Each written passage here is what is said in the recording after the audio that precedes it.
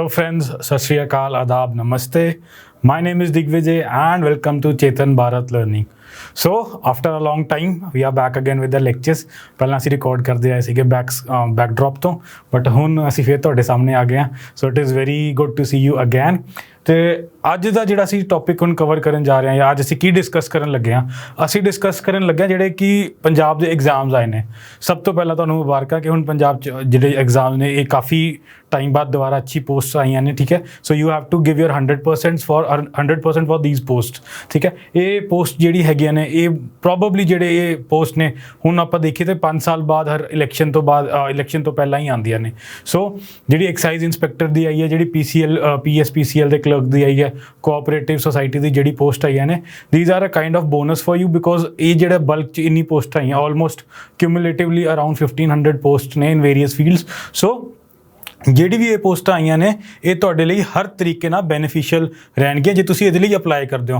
And ਜਿਹੜਾ ਅੱਜ ਅਸੀਂ ਟੌਪਿਕ ਕਵਰ ਕਰਾਂਗੇ ਇਹਦੇ ਵਿੱਚ ਕੀ ਹੈ, ਇਹਦੇ ਵਿੱਚ ਅਸੀਂ ਤੁਹਾਨੂੰ ਵੇਰੀਅਸ ਜਿਹੜੇ GK ਦੇ ਇੰਪੋਰਟੈਂਟ ਐਸਪੈਕਟਸ ਨੇ, ਜਿਹੜੇ ਕਿ ਇੰਪੋਰਟੈਂਟ 1 ਲਾਈਨਰ ਕੁਐਸਚਨ ਆਉਂਦੇ ਨੇ, ਜਾਂ ਫਿਰ ਜਿਹੜੇ ਕਿ ਥੋੜ੍ਹਾ ਜਿਹਾ ਵੀ ਅਵਾਰਡ ਬੇਸਿਸ 'ਤੇ ਆਉਂਦੇ ਨੇ ਵੀ ਕਿਹੜਾ ਅਵਾਰਡ ਕਿਹਨੂੰ ਮਿਲਿਆ, ਕਿਸ ਈਅਰ 'ਚ ਮਿਲਿਆ, ਅਸੀਂ ਉਹ ਕਵਰ ਕਰਾਂਗੇ. ਅਸੀਂ ਸਾਰਾ ਡਿਸਕਸ ਕਰਾਂਗੇ ਬਾਏ ਦਾ ਵੇ.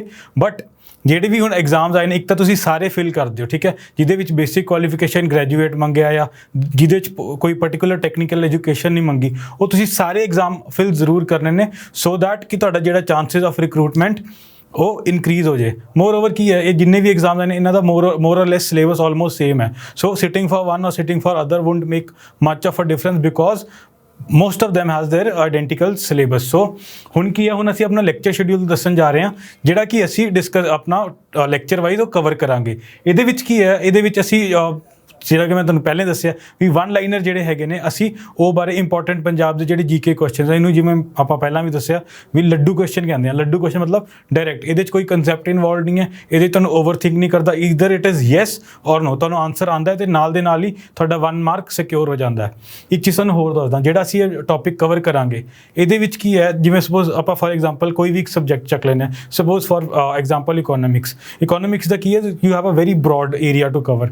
ਜਿਹੜੇ ਇਹ ਵਾਲੇ ਲੈਕਚਰਸ ਨੇ ਇਹਦੇ ਵਿੱਚ ਕੀ ਹੈ, ਇਹਦੇ ਵਿੱਚ ਤੁਸੀਂ ਇਹਨੂੰ ਮੈਮੋਰਾਈਜ਼ ਕਰ ਲਿਆ. ਠੀਕ ਹੈ, ਇਹਨੂੰ ਇੱਕ ਵਾਰੀ ਯਾਦ ਕਰ ਲਿਆ, ਇਹ ਡਾਇਰੈਕਟ ਕੁਐਸਚਨ ਤੁਹਾਨੂੰ ਐਜ਼ ਇਟ ਇਜ਼ ਐਗਜ਼ਾਮ ਦੇ ਵਿੱਚ ਮਿਲ ਜਾਏਗਾ. ਇਹਦੇ ਵਿੱਚ ਗੇਮ ਪਲੇ ਜਾਂ ਇਹਦੇ ਵਿੱਚ ਲੈਂਗੁਏਜ ਜਿਹੜੀ ਹੈਗੀ ਉਹ ਟਰਨ ਨਹੀਂ ਹੋਏਗੀ. ਸੋ ਆਪਾਂ ਲੈਕਚਰ ਸ਼ਡਿਊਲ ਦੇਖਦੇ ਹਾਂ ਅਸੀਂ ਕੀ ਕਵਰ ਕਰਾਂਗੇ. ਪੰਜਾਬ GK ਦੇ ਵਿੱਚ ਅਸੀਂ ਕਵਰ ਕਰਾਂਗੇ 2 ਲੈਕਚਰ ਜਿਹੜੇ ਨੇ ਸਾਡੇ ਉਹ ਰਹਿਣਗੇ ਇੰਪੋਰਟੈਂਟ ਪਰਸਨਸ ਦੇ. ਠੀਕ ਹੈ, ਜਿਹੜੇ ਵੀ ਇੰਪੋਰਟੈਂਟ ਪਰਸਨ ਹੈ ਲਾਈਕ ਅਲਬਰੂਨੀ ਹੋ ਗਿਆ, ਮਾਰਕੋ ਪੋਲੋ ਹੋ ਗਿਆ, ਇੱਦਾਂ ਦੇ ਸਿੱਧਾ ਕੁਐਸਚਨ ਆਉਂਦਾ ਇਜ਼ ਰਿਲੇਟਿਡ ਟੂ ਵਾਟ. ਠੀਕ ਹੈ, ਇਹਨੇ ਕੀ ਰਿਸਰਚ ਕੀਤੀ ਜਾਂ ਕਿਸੇ ਨੇ ਬੁੱਕ ਜਿਹੜੀ ਲਿਖੀ ਹੈ ਉਹ ਕਿਹੜੀ ਬੁੱਕ ਲਿਖੀ ਹੈ. ਠੀਕ ਹੈ, ਰਾਈਟਰ ਦਾ ਨਾਮ ਦੇ ਦੇਣਗੇ, ਸਿੱਧਾ ਤੁਹਾਨੂੰ ਬੁੱਕ ਪੁੱਛ ਲੈਣਗੇ and that is the single laddoo question you can easily attempt with winning scores. ਠੀਕ ਹੈ, ਅਸੀਂ ਲੈਕਚਰ 2 ਹੈ ਇਹ ਵੀ ਇੰਪੋਰਟੈਂਟ ਪਰਸਨ ਦੇ ਹਿਸਾਬ ਨਾਲ ਕਵਰ ਕਰਾਂਗੇ. We have a long list of important person ਜਿਹੜੇ ਕਿ ਹਿਸਟੋਰੀਕਲੀ ਇੰਪੋਰਟੈਂਟ ਨੇ, ਜਿਹੜੇ ਕਿ ਕਰੰਟ ਅਫੇਅਰਸ ਰਿਲੇਟਿਡ ਇੰਪੋਰਟੈਂਟ ਨੇ, ਜਿਹੜੇ ਕਿ ਮਾਡਰਨ ਹਿਸਟਰੀ ਦੇ ਰਿਲੇਟਿਡ ਇੰਪੋਰਟੈਂਟ ਨੇ, ਜਾਂ ਇੰਟਰਨੈਸ਼ਨਲੀ ਜਿਨ੍ਹਾਂ ਨੇ ਕੁਛ ਇੱਦਾਂ ਦਾ ਕੰਮ ਕੀਤਾ they are important for exam point of view. ਅਸੀਂ ਉਹ ਸਾਰੇ ਪਰਸਨਸ ਕਵਰ ਕਰਾਂਗੇ.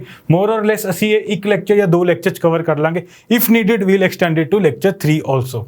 ਨੈਕਸਟ ਇਜ਼ ਅਸੀਂ ਉਹਦੇ ਬਾਰੇ ਗੱਲ ਕਰਾਂਗੇ ਇੰਪੋਰਟੈਂਟ ਪ੍ਰਾਈਜ਼ਸ ਐਂਡ ਅਵਾਰਡਸ. ਠੀਕ ਹੈ, ਜਿਹੜੇ ਵੀ ਇੰਪੋਰਟੈਂਟ ਪ੍ਰਾਈਜ਼ ਦਿੱਤੇ ਜਾਂਦੇ ਨੇ, ਜੀ ਬੁਕਰ ਪ੍ਰਾਈਜ਼ ਹੋ ਗਿਆ ਹੈ ਨਾ, ਪੁਲਿਟਜ਼ਰ ਪ੍ਰਾਈਜ਼ ਹੋ ਗਿਆ, ਨੋਬਲ ਪ੍ਰਾਈਜ਼ ਹੋ ਗਿਆ, ਹੋਰ ਬਥੇਰੇ ਪ੍ਰਾਈਜ਼ਸ ਨੇ ਜਿਹੜੇ ਕਿ ਮਿਲਦੇ ਨੇ. ਠੀਕ ਹੈ, ਭਾਰਤ ਰਤਨ, ਭਾਰਤ ਭੂਸ਼ਣ, ਭਾਰਤ ਵਿਭੂਸ਼ਣ, ਇਹ ਜਿੰਨੇ ਵੀ ਜਿਹੜੇ ਵੀ ਅਵਾਰਡਸ ਨੇ ਅਸੀਂ ਇਹਦੇ ਬਾਰੇ ਵੀ ਗੱਲ ਕਰਾਂਗੇ. ਇਹਦੇ ਵਿੱਚ ਕਿਹਨੂੰ ਮਿਲਿਆ ਅਤੇ what is benefits of getting these and ਇਹਦੇ 'ਚ ਕਿੰਨੀ ਅਮਾਊਂਟ ਹੁੰਦੀ ਹੈ. ਇਹ ਕਈ ਵਾਰੀ ਡਾਇਰੈਕਟ ਹੀ ਕੁਐਸਚਨ ਐਗਜ਼ਾਮ 'ਚ ਮਿਲ ਜਾਣਗੇ ਤੁਹਾਨੂੰ ਜੇ ਤੁਸੀਂ ਪ੍ਰੀਵੀਅਸ ਈਅਰ ਦੇ ਕੁਐਸਚਨਸ ਵੀ ਪੜ੍ਹੋਗੇ.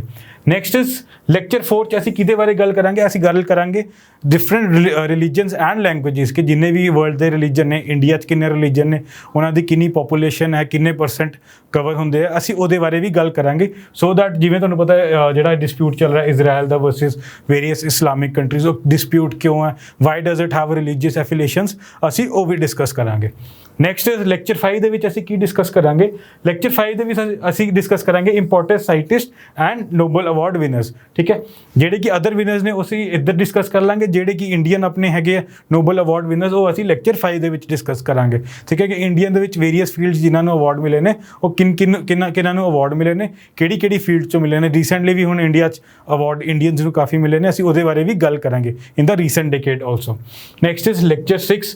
ਲੈਕਚਰ 6 ਕਿਹਦੇ ਬਾਰੇ ਹੋਏਗਾ, ਲੈਕਚਰ 6 ਹੋਏਗਾ important facts about the world geography. So ਦੇਖਿਆ ਜਾਵੇ ਅਸੀਂ ਕੰਪਰੀਹੈਂਸਿਵਲੀ ਹਰ ਟ੍ਰੇਡ ਦੇ ਵਿੱਚ ਜਿਹੜੇ ਵਨ ਲਾਈਨਰ ਕੁਐਸਚਨ ਆਉਂਦੇ ਨੇ, ਵੈਦਰ ਇਟਸ ਜਿਓਗ੍ਰਾਫੀ ਔਰ ਇੰਪੋਰਟੈਂਟ ਪਰਸਨਸ ਔਰ ਹਿਸਟਰੀ ਦੇ ਜਿਹੜੇ ਹੈਗੇ ਨੇ, ਅਸੀਂ ਉਹ ਕਮਿਊਲੇਟਿਵਲੀ ਸਾਰੇ ਹੈਗੇ ਨੇ ਉਹ ਕਵਰ ਕਰਾਂਗੇ। ਜਿਹੜੇ ਇੰਪੋਰਟੈਂਟ ਵਰਲਡ ਜਿਓਗ੍ਰਾਫੀ ਹੈ, ਜਿਵੇਂ ਡੀਪੈਸਟ ਪੁਆਇੰਟ, ਹਾਈਐਸਟ ਪੁਆਇੰਟ ਜਿਹੜੇ ਹੈਗੇ ਨੇ ਉਹ ਡਿਸਕਸ ਕਰਾਂਗੇ, ਠੀਕ ਹੈ। ਕਿਸੇ ਦਾ ਕੋਈ ਫੀਚਰ ਹੈ, ਲੇਕ ਕਿੱਥੇ ਕਿੱਥੇ ਨੇ, ਜਾਂ ਲੇਕ ਜਿਹੜੀ ਹੈਗੇ ਨੇ ਸੌਲਟੀਐਸਟ ਲੇਕ ਹੈ, ਡੈਡ ਸੀਜ਼ ਕਿਉਂ ਲੱਗਦਾ, ਉਹਨੂੰ ਕਿਉਂ ਡੈਡ ਹੈ, ਅਸੀਂ ਉਹਦੇ ਬਾਰੇ ਸਾਰੀ ਗੱਲ ਕਰਾਂਗੇ।